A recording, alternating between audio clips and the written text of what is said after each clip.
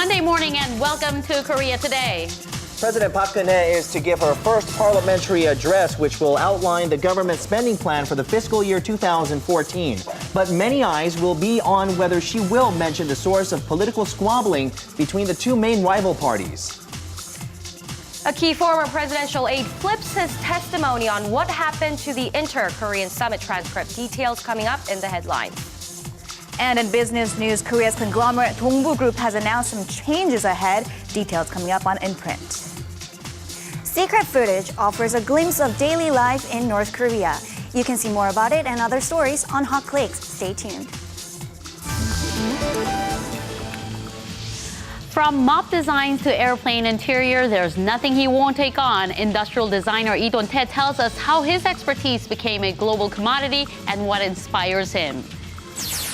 A Korean research lab has put out a list of the hottest trends to keep an eye on in the year 2014. Still a couple of months to go, but we'll decipher the keywords ahead of time. Live on this Monday, November 18th, 2013. From Arirang News, this is Korea Today. And good morning. Thank you for joining us on Korea Today. Thank you for joining us. Now we're entering day 10 since one of the most powerful typhoons on record, Super Typhoon Haiyan, ripped through the central Philippines. The official death toll stands at around 4,000 as of Sunday, and international aid is pouring in as we speak to help those who survived the tragedy. That's right. Arirang TV has opened up its own relief fund ARS lines to aid for the Philippines as well, along with UNICEF. And all you have to do is dial this number, 060-700-0007, and wait for the tone, and you'll automatically send a 2,000 won or a $1.90 donation to help aid the troubled areas in the Philippines. That's right. Help is just a phone call away. All right, we'll turn to Hwang Ji-hye for a check of the day's headlines.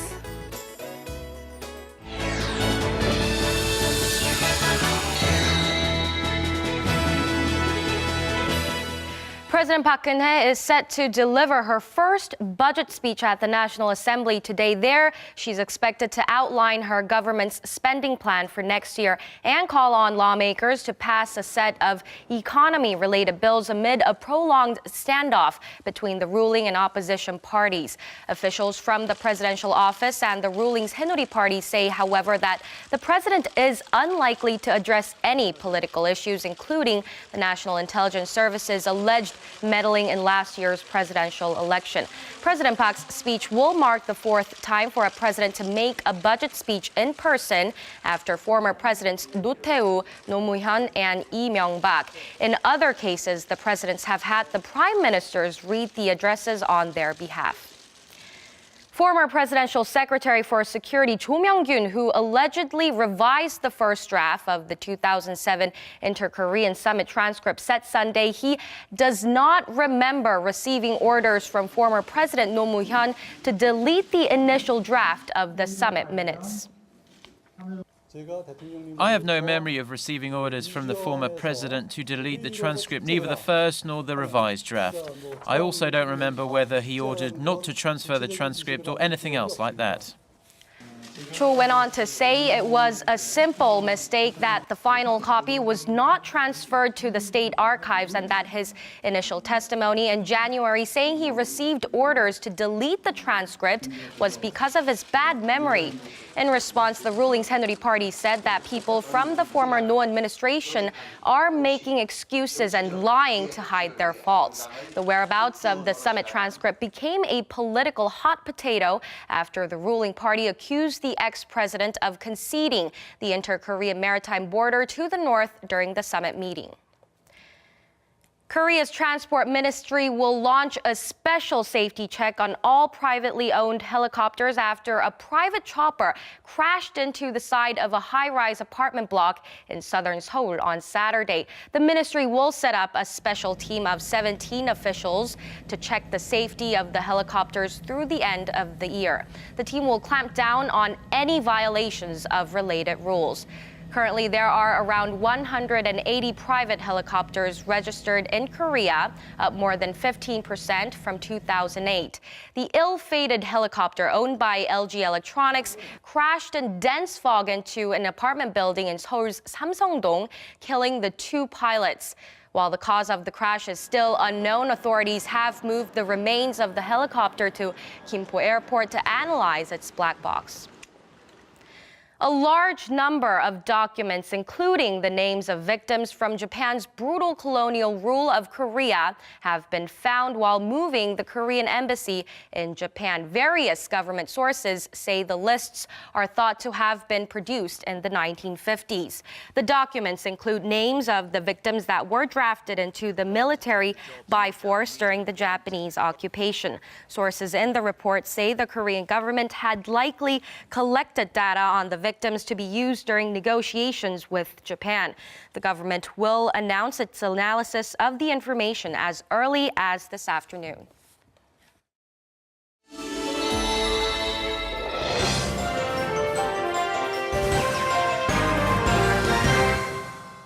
And good morning, everyone. Hope you had a great weekend. We do have a mix of stories on this Monday, so let's go ahead and begin with a look at a political story on Choson-ilbo. Now, ahead of the president's budget speech today, Choson-ilbo has a headline reading "Presidential Race 333 Days in Overtime. Let's put a full stop to it."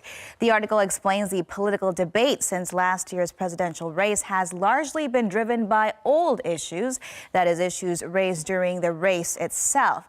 Case in point are the separate press conferences that members of Korea's two main political parties held on Sunday. Main opposition Democratic Party lawmaker Woo Sang-ho and some nine others in front of the presidential office of Cheongwade called for a special probe on the alleged interference by state agencies during that race, as well as a special committee to reform the nation's spy agency. And on the other side of the aisle, ruling Saenuri Party's deputy floor leader Yoon Sang-hyun on the same day raised the issue of the missing transcripts of the 2007 Inter-Korean Summit talks. And lost in these talking points, the paper says, has been issues related to the people's livelihoods, as only some 10.9% of submitted agenda items have been handled so far. Choson says this week could be the watershed moment for a normalized National Assembly as President Park Geun-hye addresses her parliament, and parliament itself enters a 5-day interpellation session starting tomorrow. And another reoccurring story on the front pages today is that helicopter crash in Seoul's Gangnam district on Saturday.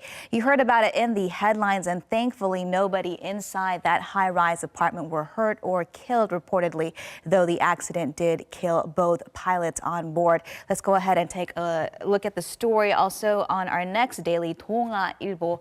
This is the story right here, and the headline asks, 1.2 kilometers short of landing point. Why? And that is a question we won't have firm answers to for at least 6 months, as that is how long it will take to analyze the retrieved black box. And the article also reports possible reasons for that crash, including that the ground proximity warning system that alerts pilots of an immediate danger was not functioning correctly, given that the pilots did not activate emergency communication moments before the crash. The Sikorsky's S-76 chopper was owned by LG Electronics, and it crashed into the Hyundai I-Park apartment in Samsung-dong just before 9 Saturday morning, affecting levels 24 through 26 of the structure. And if you were wondering who this victorious-looking athlete is, the image title calls her Lee Sang-hwa, the world record machine.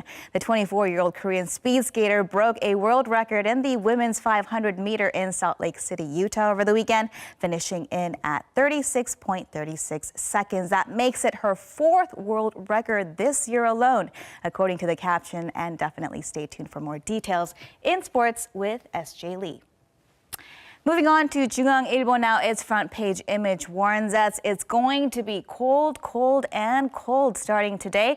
The title reads, frigid from today, morning low -4 degrees Celsius. That is in Cheolwon County of Gangwon Province.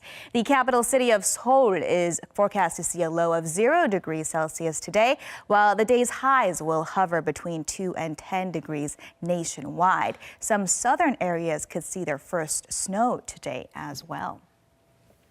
Scooting over to Gyeongyang Shinmun now, its front page story is a report card of sorts, or rather a critique of the relatively new Jongpyeon or mixed programming television channels here in Korea ahead of their 2-year anniversary coming up on December 1st.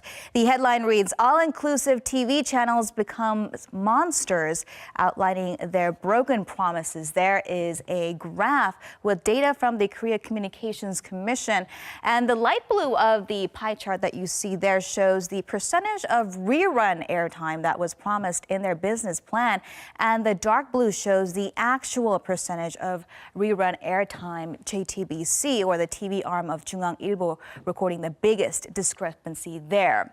Meanwhile, under that, the TV arm of Joseon-ilbo, TV Joseon, shows the smallest percentage related to how much of the promised investment actually materialized. And finally, MBN was the only Jongpyeon or all-inclusive channel to pass on the categories of public responsibility, interest, and fairness.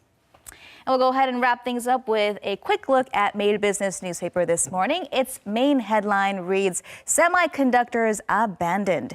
Dongbu's 3 trillion won, or roughly $2.8 billion bet to win. And the article explaining that Dongbu Group, which had been making strides to improve its financial standing under a contract with state-run Korea Development Bank, will abandon its 20-year dream to lead in semiconductors in an all-out bet to win. Also following is a major restructuring of the conglomerate, as it announced over the weekend that it will sell its stakes in its electronics unit Dongbu High-Tech Company and Dongbu Metal Company by the year 2015 in order to secure that combined 3 trillion won.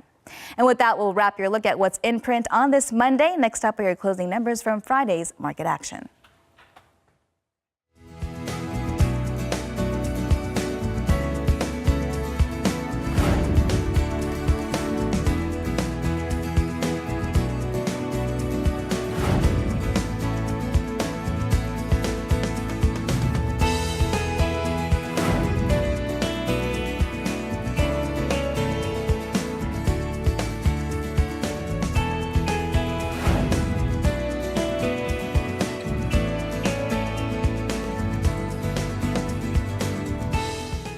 Well, you heard it from Eunice. It's going to be a cold day here in Seoul. Yeah, it didn't seem that cold coming out in the morning, but it looks like the day temperatures are going to hover in the single digits. We'll get a look at today's weather. Right, and the much anticipated snow might fall today. I know. We were expecting it last this weekend, but that didn't come. Right. So maybe today we'll keep our fingers crossed. Many women might like it, but for guys, it just means a lot of traffic. And pushing the car for women, for me at least. We'll go over to Dami. Good morning to you, Dami. Good morning, Dami. Good morning, everyone. Hope everyone had a wonderful weekend. Today, I'm reporting live from Bukhansan Mountain, located in Eunpyeong-gu Seoul. This morning, we're starting out with clear skies, but very cold conditions. Temperatures or lows here in Seoul are at 0 degrees Celsius, but it does feel much cooler because there are signs of strong and sharp winds. Now, here in Seoul, we're expecting to receive the first snow later in the afternoon or in the evening, but if not, then it may just turn into some rain.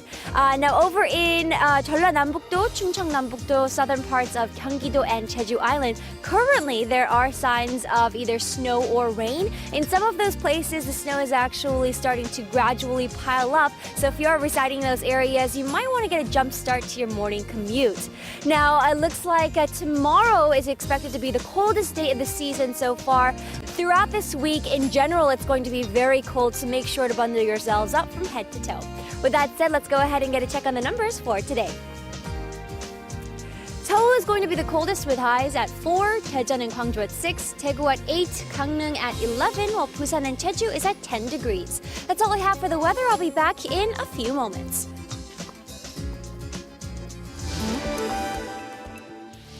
And still ahead, he helped turn around a struggling international airliner steep in debt with his creative design, and now jointly heads a design agency in the UK. But now Lee Don-tae still finds the time to mentor up-and-coming designers in Korea. We see where he finds his inspiration. Stay tuned for that story.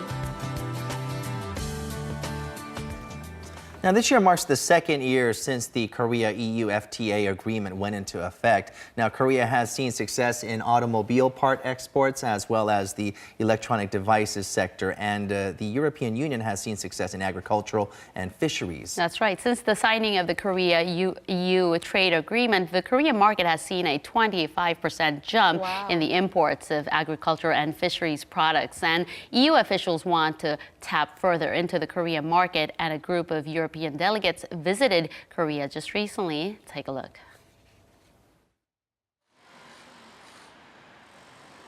Itaewon in Seoul is considered the mecca for all things foreign, ranging from goods to culture.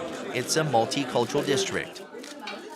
Here, a unique event where you can experience authentic tastes from Europe took place.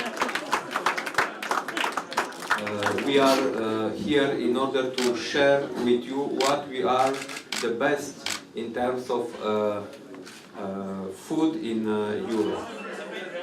The Itaewon Tastes of Europe Week, hosted by the European Union. This event was held to share European food products from different regions.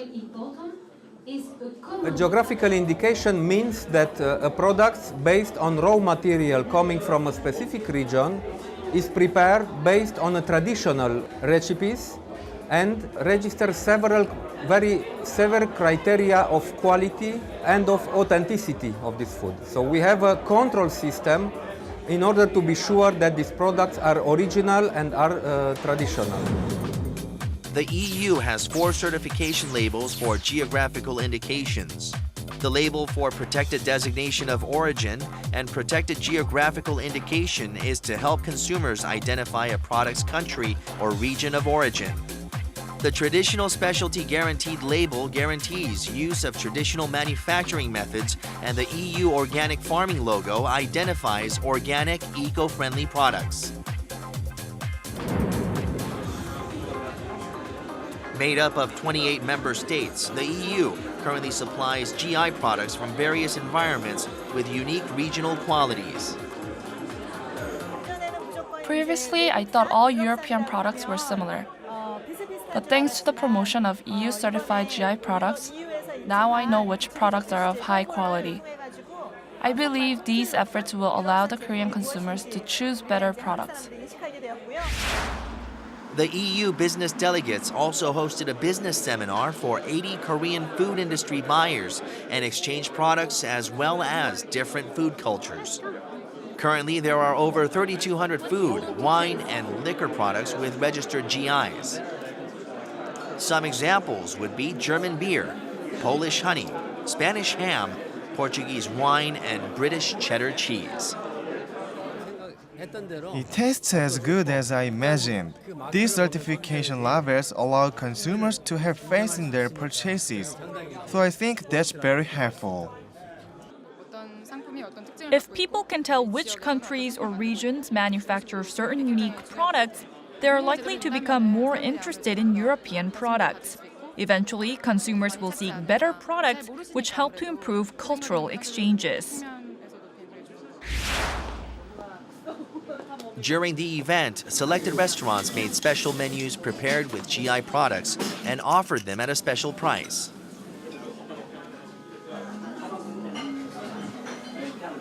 Participating restaurants were selected based on the chef's ability to personally create new dishes and on the restaurant's established history in Itaewon. Our best sellers are prosciutto di Parma ham and feta cheese. Also, many customers order the salad with seasonal fruits. For pasta, we get a lot of orders for nungi pesto, which is made with Parmigiano Reggiano cheese and Korean nungi roots. Our patrons find the combination of European and Korean tastes very amusing. These newly developed special menus are a result of the chef's creative ideas and fresh ingredients. These menus are currently very popular with the customers. I hope to see more recipes and dishes that satisfy both Korean and foreign taste buds. In another area, customers are flocking to a nearby supermarket where Tastes of Europe is having a promotional event offering sample tastes of European products. Well, we hope that by coming here with the producers, that we can raise a certain interest among Korean consumers so that they also appreciate the fine taste of our wines, of our cheese, of our meat, of agriculture production in general. It has to do with cultural tradition as well. Now, there are a lot of consumers these days, they want more money for their buck, so more quality over quantity. So instead of buying in large bulks, they would rather have the quality if they are going to pay the price. And having safety regulations as well as certifications and checking those, that might be very helpful. Right, and in Korea, there are also quality certification labels which are issued by the Agriculture Ministry and the Ministry of Food and Drug Safety. And of course, they're for Korean products. And I'm pretty sure you guys have also seen some of the labels on the food packages, right? That's right, that's right. HACCP, for example, I've looked into it, and that's hazard analysis and critical control point. And there's also good agricultural protection or GAP certification as well as protected geographical indication. These are just a few of the certification labels that are recognized worldwide as well as here in Korea. That's right. So if you are interested in these products, you can go on to Itaewon, make your way there and check out this Itaewon Tastes of Europe week. This goes on until Wednesday of this week. All right. So you interested in some cheese and some ham? So all the technicalities aside, the fact is that you can get some really good quality food here in Korea. Right. All right, still ahead on Korea Today. Now, we're already ending the year 2013 and heading into 2014. So what kind of trends do you need to look out for? Well, here's some examples. Endorphin dishes won in jobs and life quarters. Now, if you have no idea what these are, you're right there with me. And Audrey Yong is going to join us and tell us all about all these trends. Okay, on Korea Today. Okay, today we'll introduce you to a man who travels back and forth from Korea to the United Kingdom on a monthly basis. The author of this book, in fact, the book is called Foresight Creator. It's written by Korean industrial designer Mr. Don-tae. And if you don't recognize his name, maybe you'll be able to recognize some of his design works. Yep, and his design work does sprawl across the world. We'll get a look at more of his designs. This is a Foresight Creator. He's the author of this book. We'll get an in-depth on him. In the year 2000, British Airways was struggling with a long-standing deficit, and to recover, the airline chose to introduce a design that would allow for the most comfortable way to fly. Lounge in the Sky was the concept design picked among submissions from industrial designers all around the world. At the time, no one else thought to create a flight cabin equipped with fully flat beds.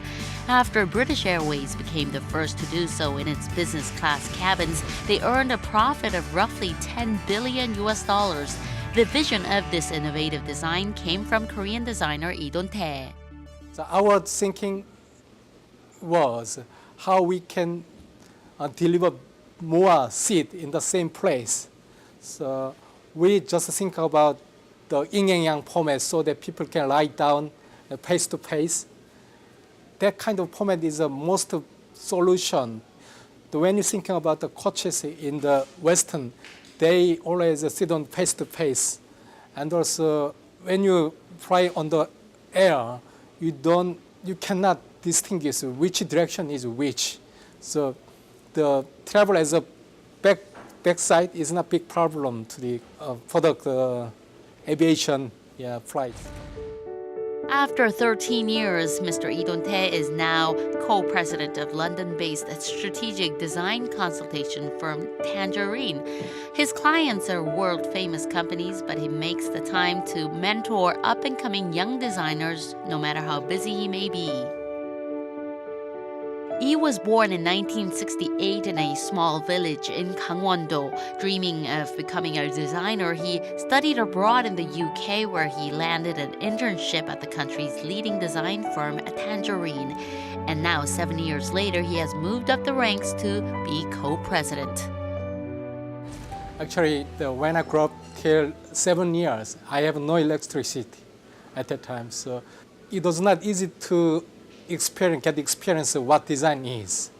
When I decided my job, I wanted to be a designer because this is a completely different world which I can explore.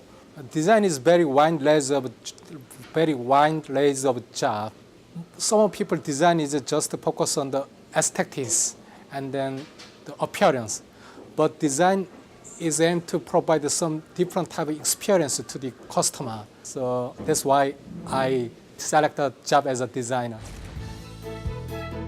His works reflect his background of being born in a small town in Korea to jet-setting across the world as a famous designer, designing kitchen cookware to airline cabins.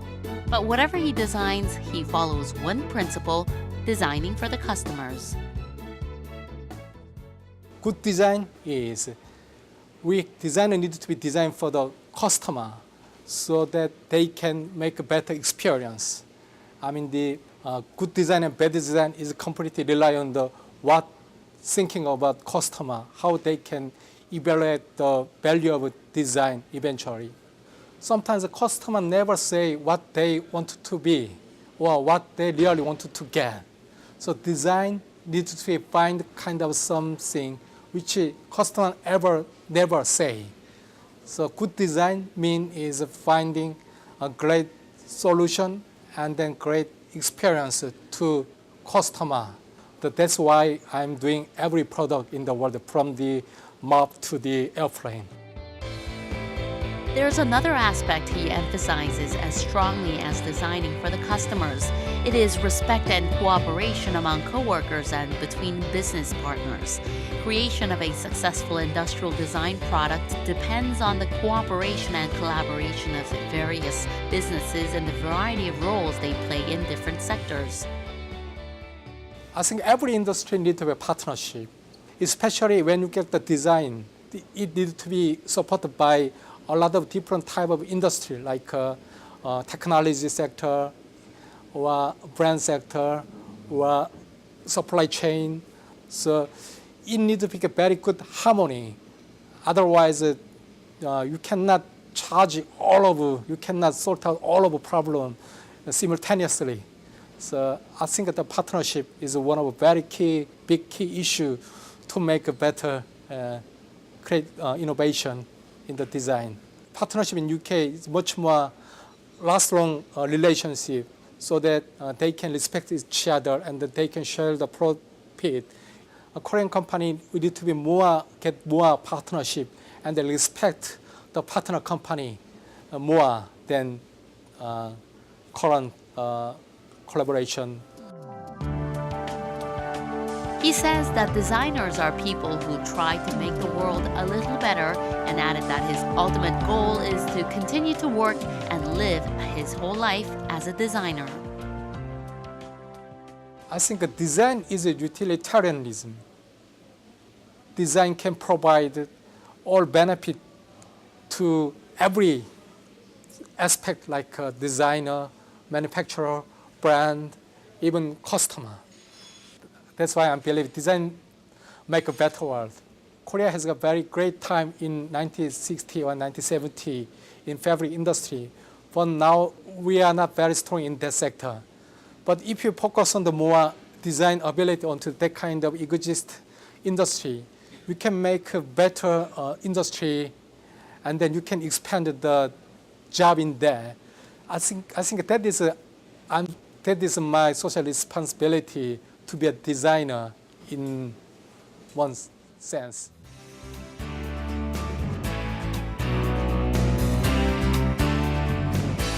Those are some creative designs, and you have to wonder, where does he get his ideas? Mr. Lee Don-tae says he gets his inspiration from various things like paintings as well as poems, and he says his ideas always begin from human behavior, reason, and experience.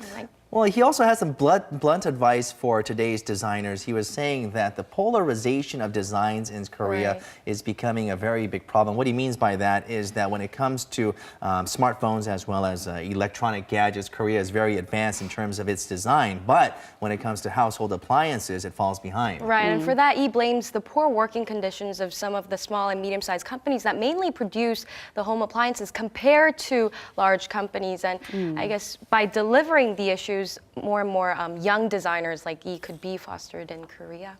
I always thought the designs of household appliances were just fine, but I guess he wants to come up with different ideas for that, so maybe that might be in his future. And those flatbeds are really comfortable, the ones that he designed. I've never been on it. He's very pragmatic. I always fly coach. All right, let's check back in with our Dami, who is standing by at the Bulgwangsa Temple. All right, we'll go over to him right now. Dami, over to you. Tell us what you're doing. Thanks, guys. I'm back reporting live from a plaza near the Bulgwangsa Temple, which is located in Bukhansan Mountain. Now, Bukhansan Mountain is considered to be the tallest mountain in the outskirts of Seoul. It's also nicknamed Seoul's Guardian Mountain. And this morning, there's some music and some people behind me doing some exercising, so let's go ahead and check it out. Now, what we're seeing right now is ki exercises, or ki chejo, which refers to using the energy in the body when exercising. Now, despite the fact that the weather has gotten quite cold, this group still meets up every morning to exercise. Now, the age range varies from people in their 40s to 80s. Now, the instructor that we see in the front has started out teaching ki chejo a while back, and it's already been 20 years since then. Now, the oldest member is said to be about 84 years old, and he started out ki chejo about 10 years back. Now, he said that before exercising, his shoulders would ache and had severe arthritis, but ever since he started ki chejo, the pain has disappeared. Now, some of the reasons why these members won't give up on ki chejo is it's a remedy for a variety of things like herniated discs or 오십견, which is stiffening in the shoulders, arthritis, backache, obesity, and much more. Now, ki chejo especially helps train your breathing and with meditation, so not only is it healthy for the body, but also mentally. Now, what we're seeing right now is an exercise that's divided into 9 segments, and they say that the movements are very easy, so anyone can follow along. So I'm gonna go ahead and try some out right now.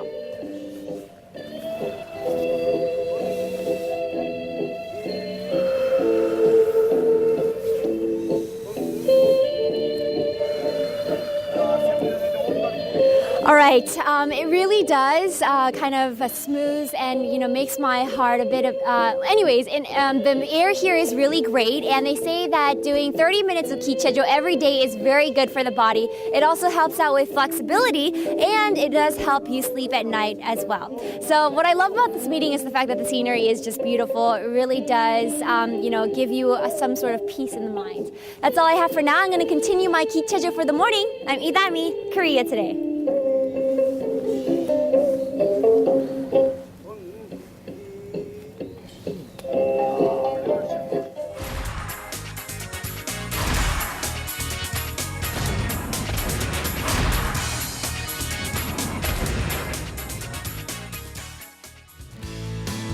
One of the characteristics of modern society is that we see trends changing every day.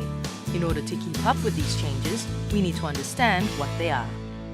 The ever-changing trends are not a random occurrence. It is influenced by social changes and people's desires. Changes to these synchronous elements are how trends are created. It's especially important from a business standpoint to predict and anticipate how the consumer market will change. By predicting these changes, we can prepare for these changes and turn a crisis into an opportunity. So these are the 7 keywords that they forecast for the year 2014, and some of them look very foreign to me. Maybe it's just the me. words sound a little foreign, right? Yeah, we have things like escape from money. Why would anyone want to do that? Endorphin dishes, street trekking, and so forth. But why don't we start with endorphin dishes? What do you think this could possibly mean? Okay, foods that make you happy or give you endorphin or help you release that. Right, foods that produce endorphins or something like that. Right. Well, this actually refers to foods that relieve psychological hunger, and it shows our changing forms of individual expression. Oh, okay, wait. When they're mixed together, it's called the 짜파구리. Right. So what about it? Okay, so that's actually, there's a term for that, and that's called modesuma. What does that supposed to mean? Which is a combination of two words of modify and consumer, and it indicates or pertains to consumers who don't follow the company's recommended way of preparing the dish, like this, and instead they make their own creation. So you basically modify certain dish. That's right. So it's like people who make kimchi bokkeumbap. They might put a little bit of canned ham in there instead, right? And then add their own dishes. Perspective from Young. Well, there's a mayonnaise company called Hellman, and they have this thing called recipe marketing. Okay, so you know when you purchase mayonnaise and you get the receipt and there's a whole list of your other purchases. So what Hellman does is that they look at your other purchases, they analyze what you've bought, and then they give you suggestions of recommended recipes of what you could do with what you've bought. And that's called recipe marketing. Yeah, it is. And that has led to actually an increase of 44% in their sales. Wow. So it's important to know these trends so your companies can know what they can do with that. Okay, so another trend I want to know is escape from money. That I do not want to do. That one you're like, what does it's that more mean? like escaping from the responsibilities of money, right? Like paying bills. Well, escape from money. If we look here, I'm going to give you these hints. So there's a Japanese guy here, okay? His name is Satoshi Nakamoto. And so he apparently developed this idea of digital currency, and this was done in 2008. So, oh, sorry, it's his surname first, Nakamoto. Okay. Satoshi. Right. And so he created this thing called Bitcoin. I see. Okay, so Bitcoin. This trend will catch on next year, you mean? Well, I think so because Bitcoins are said to be not to be subject to the instabilities of inflation. And also because it has no associated government, there is no need to go through the complicated process of currency exchange and the transaction fees are so low. And so recently in Korea, we saw a trading site that does accept Bitcoins, and due to the increasing online users, so now companies have to catch on because they need to work hard to create an e-commerce site, e-commerce system, and maybe even create their own digital currency as well. Okay, well, we'll have to see how this catches on in the future, but for now, I guess I'll stick to my wands for now. Yeah, I think so. Me too. Now let's look at the next one here. I find that one a little bit interesting. Street trekking. I like the little picture. Yeah, the guys walking on top of the buildings. It's kind of like Godzilla walking all over Tell us about this. Okay, so street trekking refers to transforming city streets that give people freedom and space to enjoy the culture. So I think the change of a regular city street into a specialized space began with guerrilla gardening. So in 2004, guerrilla gardening began in England with the motto, "Let's fight filth with forks and flowers." So this is, what they do is, it's an event where they plant flowers in abandoned grounds and desolate lands. Yeah, and it's happening here in Korea as well. Let's have a look. I'm sure you're curious. What does 1/n job mean? Right. Okay, so 1/n.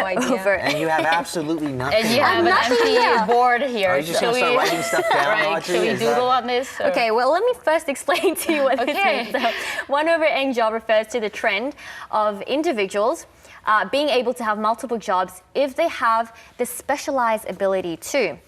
So I'm going to show you, in Korea, it's called My Rail Trip. So I'm taking it out of nowhere, and here you go. My Rail Trip.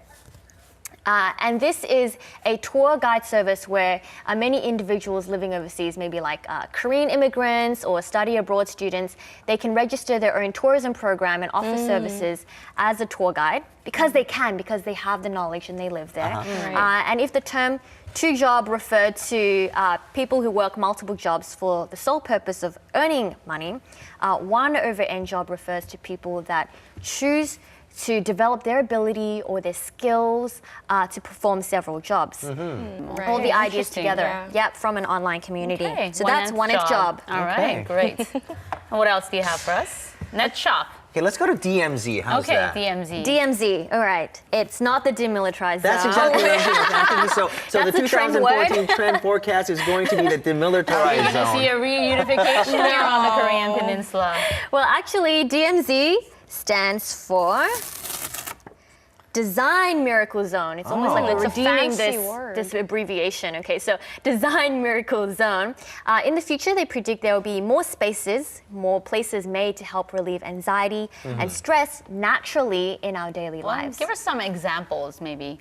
Okay, so I wonder if you've heard of, in Seoul, Yeonmi-dong, there's Salt Road. I think we've seen Dami, we've sent Dami to this That's right. a couple of times. It has something to do with crime prevention designs that they put on the streets to reduce the crime in the area. It somehow And psychologically, it works magically, right? Yeah, makes people not Happy? no, not happy, but deter Relaxed? from Yes. wanting to commit a crime there. Yeah, because this place is known in the past for its violence and crime. So here, designers collaborated in making these signs and machines. And there are things like the galleries, playgrounds, and other community facilities. And since the creation of Salt Road, 78.6% of these residents say that it's been effective for them in crime prevention. Wow. So Design Miracle Zone, DMZ. Have a way of changing our mood or making us feel a certain way. So I think design is going to be the big thing in 2014. Now, there's also two that we have left, which are Net Shop and Life Quarter. Which one do you want to go with first? Okay, let's go with Net Shop. All right. Okay, let's go in She order makes the call. of Okay. the chart. Okay, so we see two tablet PCs over here. So Net Shop, let's put that on the, since I didn't give you any other clues apart from that. Many offline stores are like, oh no, we're losing out. We need to get these customers back. And so they have to change their marketing tactics to retrieve these customers. So nowadays, there are a lot of offline stores now who are moving in to allow customers to receive the benefits of online shopping. Final one, Life Quarter. All right, Life Quarter. That was a mystery to me. I was trying to figure that. That's the first thing my eyes went to. Tell us about this Life Quarter deal. Well, according to an expert, a person's ability to use digital technology affects the person's earnings. And education and modern day world leaders like Steve Jobs, Facebook's Mark Zuckerberg and other IT-related figures and their childhood background, as well as their views about education, is gaining more attention. Does this have to do something with the Steve Jobs schools in the Netherlands? Yeah, you've got it. This year, the Netherlands opened Steve Jobs schools in 7 different areas. So instead of following the traditional curriculum of textbooks, their aim is to learn how to think differently out of the box. So there are no notebooks, no textbooks, no computers or blackboards. And so all classes are conducted with iPads. So these kids get to learn in an environment that they're comfortable in, and also an environment that nurtures to what they are very interested in. Yeah, what they want to learn. And they won't have homeroom teachers, grades, or strict rules to follow either. What a great I school. like my homeroom teacher. What's wrong with having a homeroom No teacher? grades, no rules. Oh, no grades. That's a plus. Well, that's a look at the trends forecast of 2014. That's a lot of information we have to take in today. It definitely is a lot of information, but we'll have to wait and see exactly how these trends play out next year. Whether it will catch on, Yep. right? All right. Well, thank you, Audrey, for that story. Thank you.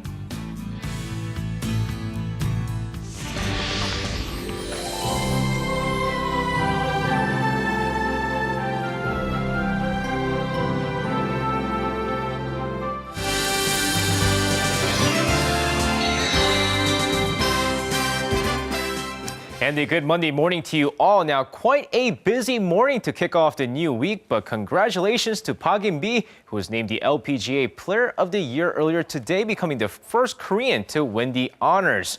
Meanwhile, over on the ice, Lee Sang-hwa continues to shatter world records during the Speed Skating World Cups taking place in Salt Lake City, Utah.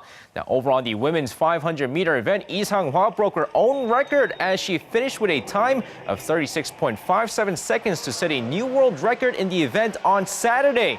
A day later and a day older, the 24-year-old shatters that record, finishing with a time of 36.36 seconds. The recent record is the 4th time that she broke the world record in the event, becoming just the 4th speed skater to do so. Now, this past weekend in the KBO was a busy one as the second stage of the free agency began on Sunday. And as soon as the doors opened, the Hanwha Eagles went on a spending spree.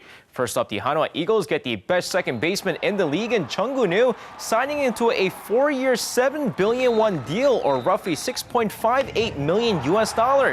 And while the former SK Wyverns heads over to Daejeon, another big name heads to the Hanwha Eagles as well, as the Kia Tigers' Epyeong-gu signs a 4-year, 6.7 billion won deal, or roughly $6.3 million. Now, Christmas came early for Hanwha as they hope to improve from last season.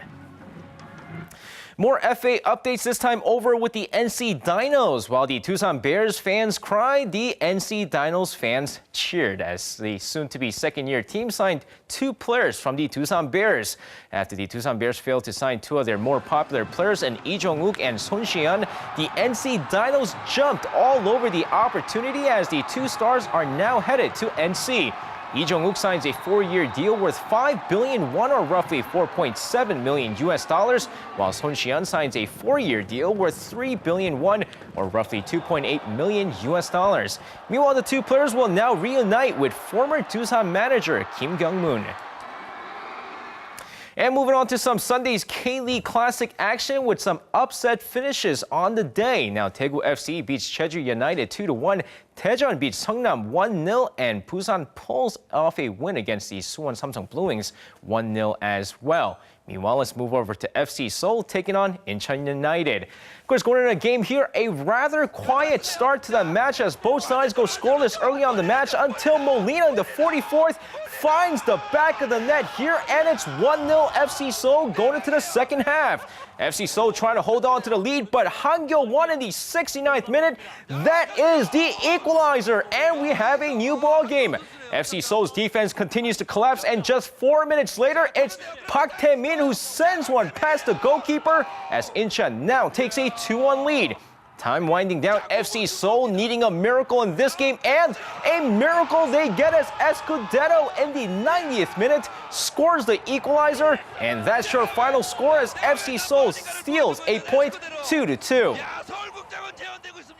And now moving over to some KBL action as the Seoul Samsung Thunders beat KCC Aegis 68-60, with the Goyang Orions beating Incheon Itilan Elephants 75-67. So with that said, let's take a look at the LG Sakers taking on Ulsan Mobis Phoebus. Going into game here, first quarter of the game, a big quarter from Ron Benson, putting up 8 points in the quarter as Mobis takes a 23-16 lead.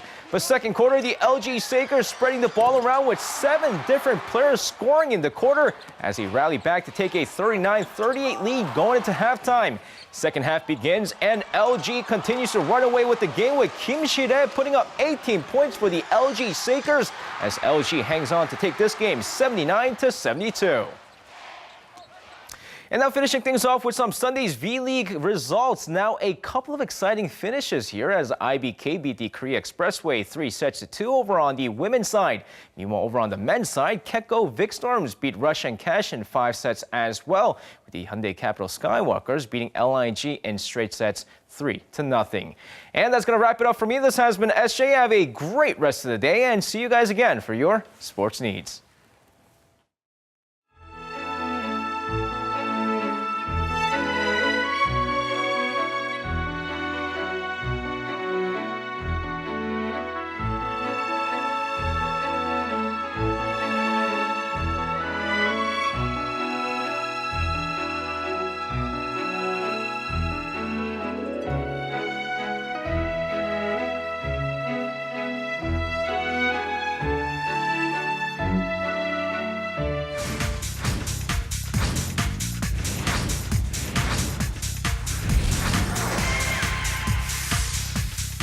Good morning, I'm Chun Sung-cho and welcome to Hot Clicks.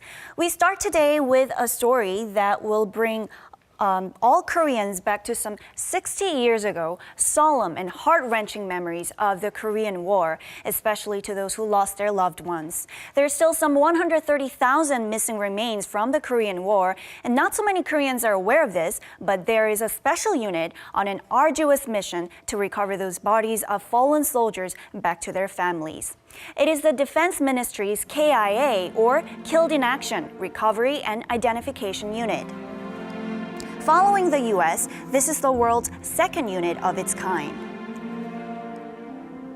November 13th marked the end of this year's work of the unit, and it has been receiving a lot of attention. The members searched battlefields all over Korea and focused all their resources in recovering and identifying remains of Korea's soldiers. This year alone, 986 remains have been recovered. Since the establishment of the unit, a total of 8,996 remains have been recovered. But unfortunately, many died without children, and currently the few remaining family members of these soldiers are growing older, so it makes DNA identification much harder. Many internet users have praised and expressed gratitude to the unit for taking on the responsibility of retrieving Korea's brave soldiers who sacrificed their lives for the country.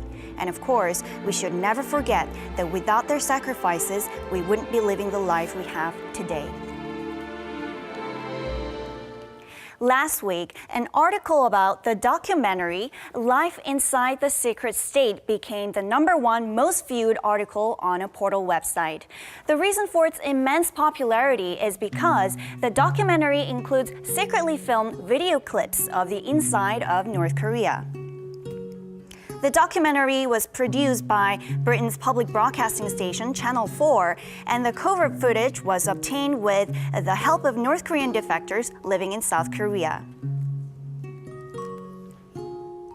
This picture shows a teenage boy who secretly solicits customers. He's selling DVDs of foreign TV dramas and movies. And though it's a little blurry, this picture shows 2 North Korean women in a home secretly watching the very popular South Korean TV show Grandpa's Over Flowers. There has been a lot of testimony saying that North Koreans enjoy watching South Korean TV dramas, but the documentary received a lot of attention because it's the first time the act was captured on tape and made public. It is known that in North Korea, even possessing video recordings of South Korean TV shows can put them in grave danger and consequences. So I just hope for the safety of those people. All right, let's switch gears a little bit and move on over to our next story. When you see trees covered with shades of beautiful colors of red, yellow, and orange, you know fall has arrived and it's time to go outside to enjoy walking along autumn foliage. Well, some internet users are enjoying fall walks with an added attraction. At the Daejeon National Cemetery, there is a taegukgi, or Korean national flag, made from fallen autumn leaves. It's not only meaningful, but very beautiful as well. This taegukgi is 4.5 meters wide and 3 meters long. And the middle taeguk circle is made with bidan maple tree leaves and juniper tree leaves. The trigrams are made with seal of zilkova tree leaves, and the background is decorated with ginkgo tree leaves. And moreover, if you walk along Namsan Dulegil Trail, you'll find fallen leaves shaped into hearts, a perfect destination for a romantic date with your loved one. And since last year, the management staff started to place hearts around the trail, and apparently this art of displaying a beautiful array of colorful heart-shaped leaves originated from Namisam Island of Gangwon-do. For those of you who still haven't, you should definitely hurry and enjoy the nature because, the winter cold is about to sweep everything away soon. Now, talking about going for walks, what about making it more intense and doing a marathon around Seoul, but on your fingertips? There's a lot of buzz surrounding the new mobile phone game called Finger Run. Finger Run. What's special about this game is the realistic backgrounds showing streets of Seoul in the game. And not to mention these cute little characters, you have to make the character jump over obstacles or jump to get coins along the course. From already well-known tourist destinations like Samcheong-dong, Insadong, Gwanghwamun, Cheonggyecheon Stream, Gangnam-daero, Garosu-gil, and Cheongdong-gil, To some spots along Han River like Pampodaegyo Bridge and Jamsugyo Bridge, you can explore every nook and cranny of Seoul. To experience running around Seoul without actually breaking some sweat, many web users are trying to play this mobile game for virtual satisfaction. But why not try it for real satisfaction by going on an actual jogging spree around Seoul? The video I'm about to show you is from 5 years ago, but recently it has resurfaced on Facebook, getting a lot of attention. Well, you better fasten your seatbelt and get ready for it. Take a look at the video. The title of this video is Everland Employees T-Express Beta Test. Everland is an amusement park here in Korea, and T-Express is the name of the Korea's top roller coaster at Everland. At first, he tries to keep calm as if it isn't a big deal, but as the roller coaster speeds up, he begins to frown, and the best part of the video comes with every fall and turn, his expressions become tense and distorted. He seems to be in agony. It almost looks like he has passed out. He finally gives in and starts to scream, "Stop! Why is this not over?" Well, I sincerely wish him the best and hope that this employee is enjoying his work at the amusement park. Is he all right? Is my question. I hope he's enjoying his work at the amusement park, because he definitely doesn't look like he's enjoying that ride. Songcho, a list of fabulous stories once again. Thank you very much for your hot clicks. I think I'll fail that test miserably, right? I will never be hired by that company. All right, that's all from us this Monday morning. All right, have a great rest of the day, and we'll see you back here tomorrow at 7 a.m. Thanks for watching. Bye-bye.